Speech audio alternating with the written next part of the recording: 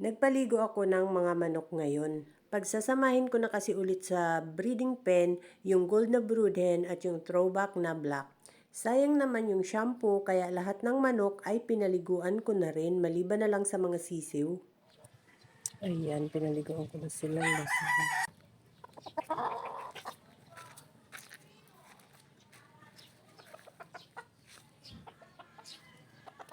Ito yung inahin. Ayan na ako nag-stretch pen. Mamaya na ulit yung iba.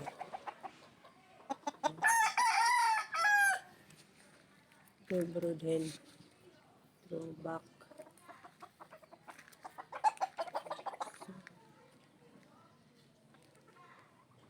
Ito yung gold.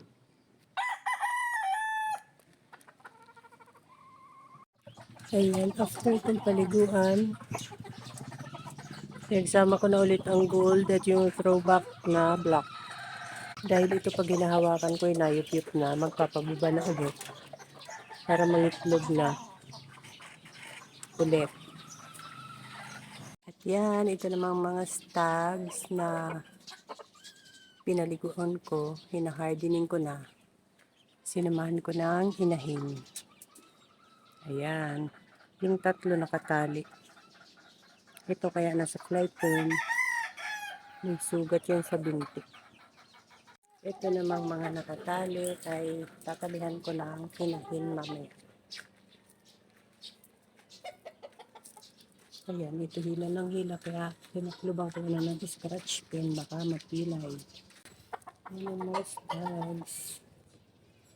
Ayan pati yung brooding pinagigyan ko. Yan yung mga inahin na itatabi ko sa stags para sa hardening. Kulang na ang scratch pen kaya second batch ko na pinaliguan ang mga brood hen pati yung isang brood cup.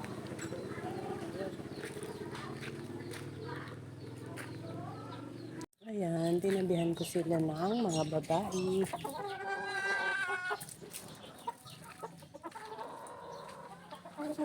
Hardy. Tinabi ko muna sa kanila ang mga inahin para pag pinagsama ko sila ay hindi nila paluin. Para sila tumapang kahit pinatabihan naman ng babae. Hardy din ang tawag nila.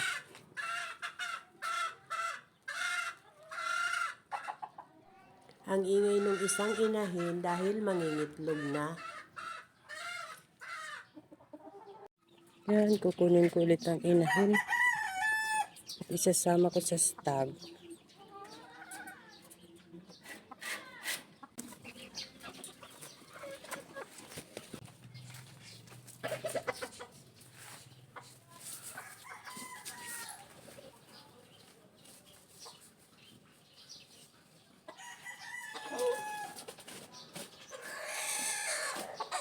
Ayan, ilalagay ko muna sila sa breeding pen.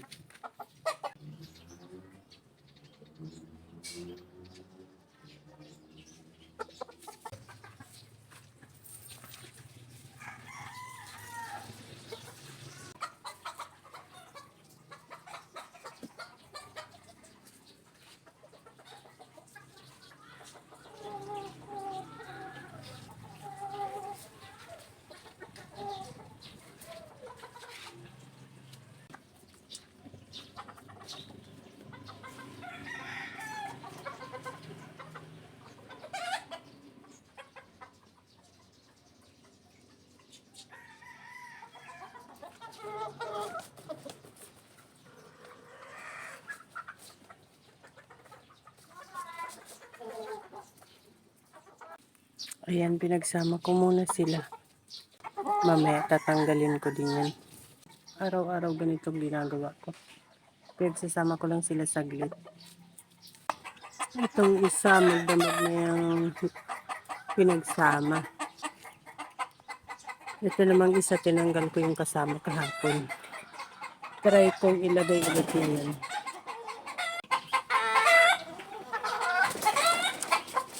Nangitlog na pala yung isa. Kaya pala putak ng putak dito.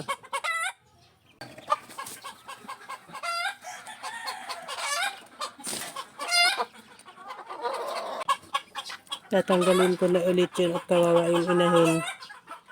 Ayan, tatanggalin ko na ang mga manok at medyo mainit na, itatali ko na sila.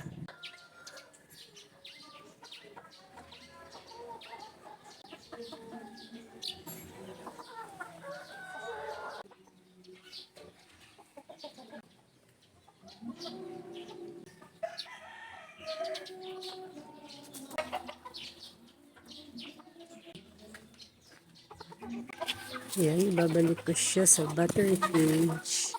Yan. Okay. That's all guys. Thank you so much for watching. Please like, share, and follow for more.